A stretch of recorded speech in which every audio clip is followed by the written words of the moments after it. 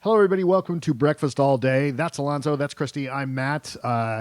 Been waiting all year for this movie. Have you? Yes. Most of your life, really. Yes, right? most of my life. Cats. No. Star Wars, The Rise of Skywalker. Okay, so explain how we're going to do this, Matt. So we're going to talk about the movie and not spoil anything, we hope. I mean, look, like if you don't want to know anything about the movie, stop now. Mm-hmm. But if you want to know some stuff and how, whether or not it's worth seeing and how it is, then we'll try and not give anything away. And then after this review, we'll do a second review that is super spoilery. So either you want to know everything or you've gone and seen the movie and you want to talk, you want to see what we thought of a lot of the details and can respond and talk to us. The spoilers are at the very end. Yes. Yes, unless you're watching this on YouTube, in which case it's a whole separate Right. It'll be a separate video. call. Yeah. Okay. So, not to worry. So, Matt, say what you can say about Star Wars, The Rise of Skywalker. Okay, so got the team back together. It is, the Resistance is still fighting the First Order. It takes place a year after the events of The Last Jedi. The Resistance is still struggling that almost everybody's been wiped out. There was a call for help and nobody answered.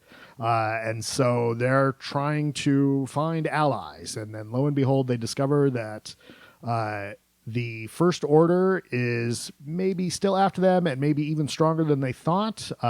Rey has to figure out what her future is going to be. Poe and Finn are still searching for allies. And Gazing into each other's eyes. yes, gazing into each dreamily. other's eyes. And Kylo Ren is still figuring out who he's going to be. He thinks, he's still, he's now Supreme Leader of the First Order. He took it over for He's Snoke. taken over for Snoke after killing him, and a spoiler alert if you haven't watched The Last Jedi. But still is intending, I think, to try and forge some type of partnership with Rey. And then this beacon is sent out. Yes. This is not a spoiler because it's literally like the first line of the crawl. Well, right. So we don't want to. So But there's a thing that's out right. there. So the crawl will immediately tell you something that I think we don't want to mention that until we get our spoiler All right. review. Okay. But there's a thing that's out there Right. in the galaxy that they've got to track right. down. There's a thing. They're looking for a what's called a wayfinder to then find this. It's very go to the place and get the thing. Yes, It's a MacGuffin. It's there's a lot of fetch quests in this movie. There's like 3 or 4 And, on various planets. Yeah. Now look. Here's the thing. Which is not in itself a bad thing. It just is a thing they do in That's this the movie. structure. I'm going to straight up say that I have a lot of trouble leaving my emotions around this franchise behind Okay. when it comes to a review. Well, that's It's okay, just- I think. it's- There's no reason to apologize for that. It's not that I'm apologizing. I'm just like, this is the one franchise that it's very difficult for me to be objective about, right? More so than any other movie series. This one is just very near and dear to my heart. So I think in a lot of cases I'm more forgiving Well, because this movie does make some mistakes. and, Absolutely. and reviews aren't meant to be objective anyway. Right. They are the Sure. definition Sure. of subjective. I already had somebody on Twitter who was like, "Oh, your bias is showing." I'm like, "Yeah, I am a film critic. That's Right. how that works." Yeah, no, you're right. Like, I don't mean maybe objective is the wrong word. It's more the fans, Analytical. right? Like It's hard for me. My fan heart, my fan head, Sure. really, really overwhelms my analytical side when Okay. it comes to this franchise. So does that mean that you love this? I really liked it. Okay. I really liked it. It did get dusty in the theater Aw. during one particular moment, when one particular Kylo Ren moment. Oh, When he's you can tell us later. out. Well, yeah, we'll talk about it. But there's Okay. a moment with Kylo Ren that I got really misty eyed. Okay. That really hit me hard, and I wasn't expecting it. Okay. The movie tears along, right? Just right from the get go, right? And there's like Poe is flying the Falcon, and it is super exciting. And I was like, oh my God, like if you see this in 3D. Did you see it in 3D? No, but I assume that there will be 3D showings, There are, right? And if you see this in 3D, that opening, like the very opening sequence with the Falcon flying around is harrowing and super fun. And it made me think like, oh, this is going to be amazing for the next Star Tours film. Oh. When they update Star Tours again. The ride. The ride. Yeah, I really like that. And there's good action. I think it moves along pretty well. This movie does what I think a lot of people were frustrated with in The Last Jedi is it puts the main characters together a lot, maybe overwhelmingly so. But there's some good chemistry between them. I think you've hit the nail on the head in terms of like this is a movie that is so overly designed to meet what they perceive as being what the audience wants to see. And like, yeah, you're I don't right. disagree. It is, Abrams knows how to make this kind of sort of crackerjack, like entertaining, like it zips along fine. But about a third of the way through, I got that feeling of there's an old, I think it's like Twilight Zone or Outer Limits episode, and they reference it actually on The Sopranos at one point, where basically this guy dies and he's like a gambler or something, and he like always wins, and realizes that he's in hell because he gets, because there's never any moment of like challenge or whatever. Right. And this movie started feeling like hell to me because I realized this is just going to be like this super safe, super like satisfying in air quotes movie that is going to be, it's the kind of meal that will fill you up, and then 15 minutes later you'll be like, that didn't really hit the spot. And so it just felt so aggressively designed to. Sam Adams, I think at Slate, said it the best, where he said, "This is like J.J. Abrams didn't want to make a movie that some people would like. He wanted to make a movie that no one would hate, and as such, it's not." Fulfilling. It is very safe, and it is trying to accomplish a lot, because it has to tie up every plot line, and it has to involve every character. It has to take you to every planet and give you one last moment with these beloved folks. Right. And so in trying to cram in all of that, it feels very cursory and very rushed and very superficial to me. And I wanted to get misty-eyed. I did. I got more misty-eyed at the trailer at the moment where C-3PO says, I'm taking one last look at my friends, than I did in the movie during the actual doing of that Right. scene. Yeah, I thought that scene was going to gut me too, because I've always loved C-3PO, and they cut Of course away you from have. it. It's He was an early role model for me. They cut away from all that so fast. I'm like, oh, we're not going to... Okay. It's very fast, and it introduces characters who then we are no longer going to see very much of. I'm not going to say who I texted about, but I texted these guys when I walked out of... Right, when I walked out of my screening, I'm like, who was such and such? And they had to explain it to me because it was so fast and such a waste of that person that I was excited about. They can make an action figure for that character, and that's why that character seems to be there, because otherwise... Yeah, I mean, this movie... And future installments of whatever this franchise this is not the end, into. of course. Well, and it also, if I may, I know that people were really pissed about The Last Jedi, right? They were pissed about some of the more daring choices that Rian Johnson made with The Last Jedi, and I feel like in a lot of ways this is an attempt to smooth those over and take everyone back to the happy place where they all got what they want, right? Like being in hell. Right. And that's a bummer to me, because The Last Jedi is one of my absolute favorites, both from a storytelling and from an aesthetic perspective. It's absolutely gorgeous. Me too. This is pretty in the way that J.J. Abrams is trying to do a Spielberg movie pretty. You do have like that streaky light coming in from places, and he likes to push up on his characters like Spielberg does. It's doing all that stuff technically, but it never really moved me. And there are several moments where it's clear they are trying to like really yank hard on your nostalgic heartstrings. No offense to you, my darling. No, it's okay. I know how much you love Star Wars, and it's a big part of my life too, much more so now than it was when I was a kid myself. Right. And look, like, I don't disagree with you. It's a safe... I mean, look, like, coming into the end of a trilogy and what has been marketed at least as the end of the story, you're going to get really limited, right? Like, you can't... I mean, even when you're working within a franchise like this, especially with the end of a trilogy, like, you're kind of locked into certain things that you're going to have to do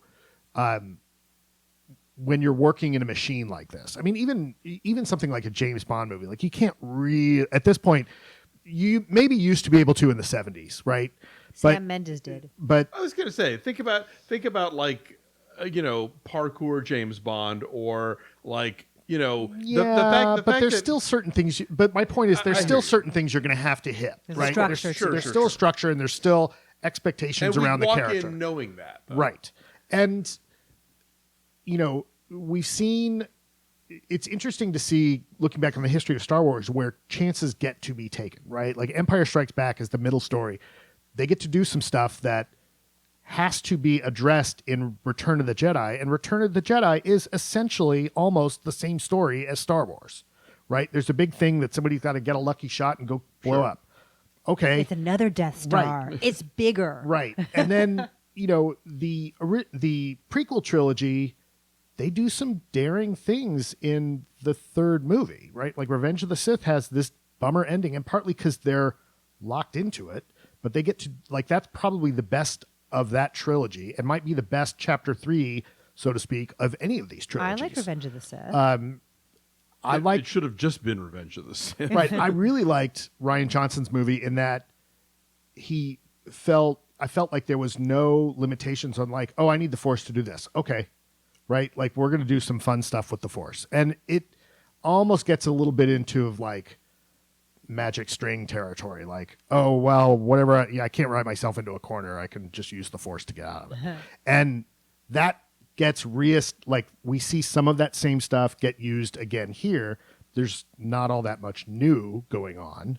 Maybe one or two, like super nerdy, one or two maybe new Force powers, which had already been established in The Mandalorian before we saw the show. There's a tie in there. I think that it would be interesting to look at, because you're kind of making me think about this as we're talking about it. Like in the history of film series, what happens when you have think about like the Fast and the Furious movies.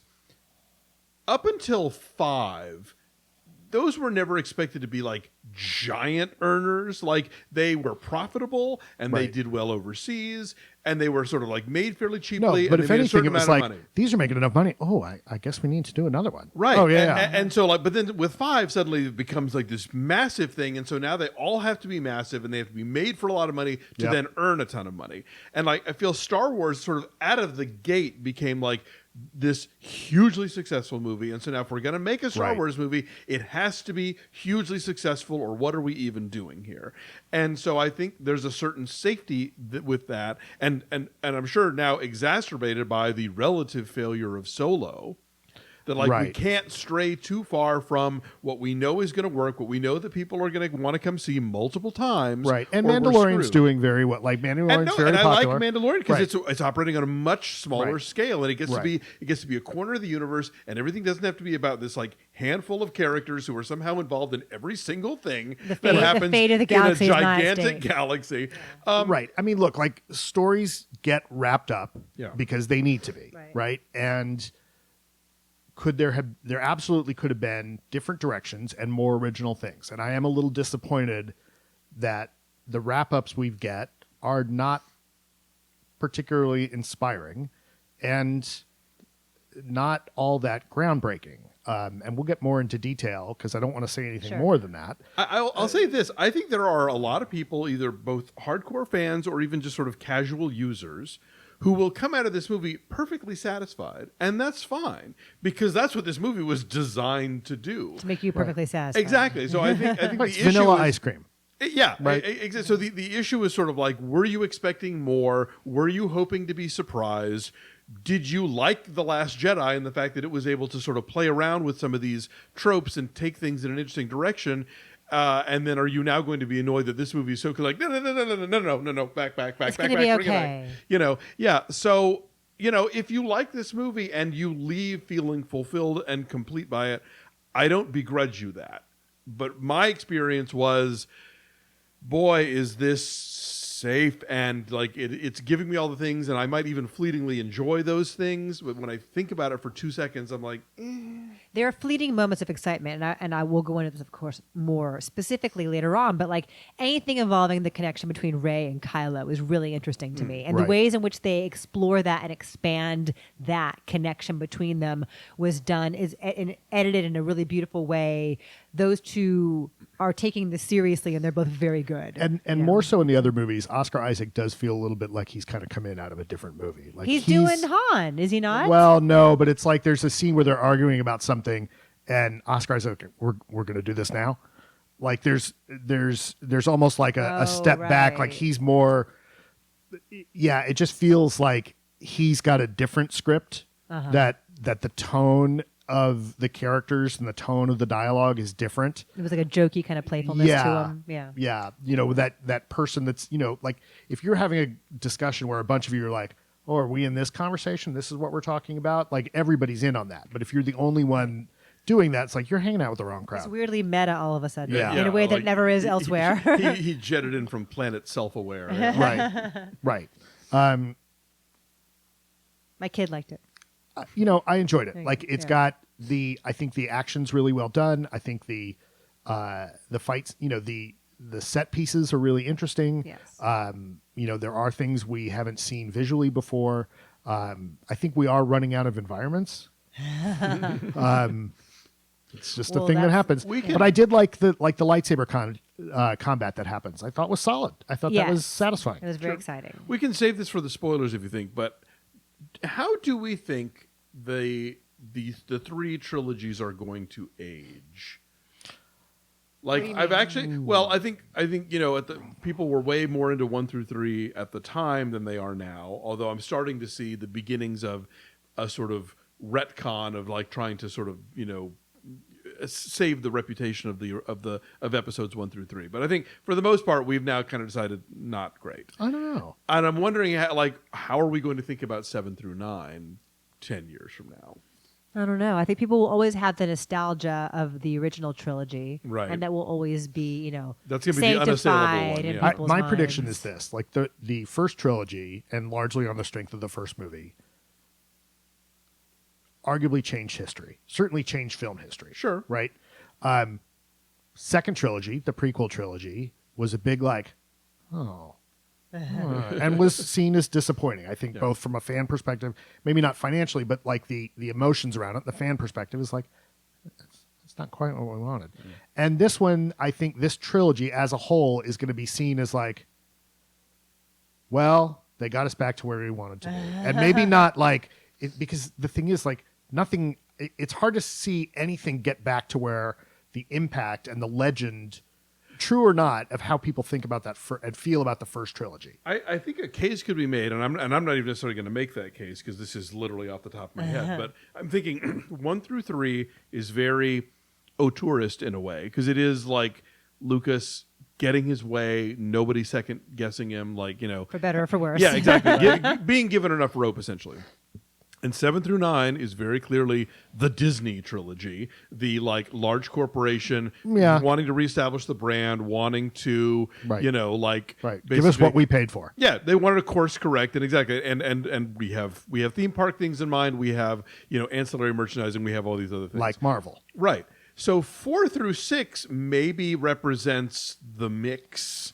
In that, like 4 is pretty auteurist to an extent because nobody knew it was going to be a thing, but he had like, you know, producers and his wife and other people who could say, that's a dumb idea, that's racist, maybe don't do that, you know. And then obviously 5 and 6 has some corporate input, but it's still his baby and his thing. I don't know. Again, off the top of my head, this could be. I agree with you. Right, nonsense, like but, 4 is similar to Jaws, but Star Wars, A New Hope is, you know, the other director coming out of the director's medium of the 70s. Sure, the new Hollywood. Right, yeah. the new Hollywood.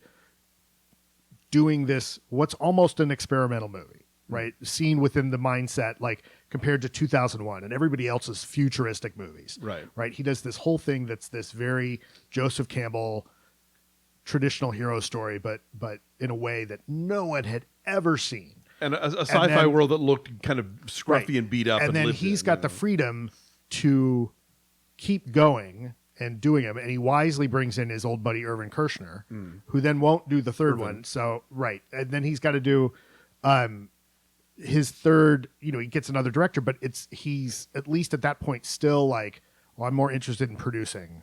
Right, and probably needed to do more work with the effects anyway. Right, and he's got Kasdan and like you know, people. Right, so I think you're right. It's like he's still hungry, but then still true to himself. But you know, he said around the stuff. You know, there's a really telling interview with Lucas around the time of, I think, the last prequel, where he kind of says, "Yeah, like with the business at Lucasfilm, I've become the emperor." right, or something similar. Like he's like, I'm now the Palpatine, right? Yes, right. And so Disney, you're right, course corrects, right, and it's become it's the flavor. It's like what you expect out of a certain. It's a brand, right? It's not. They're not. It's the flavor you make in the laboratory, and Well, not it's a brand, right? It's a Yeah. brand.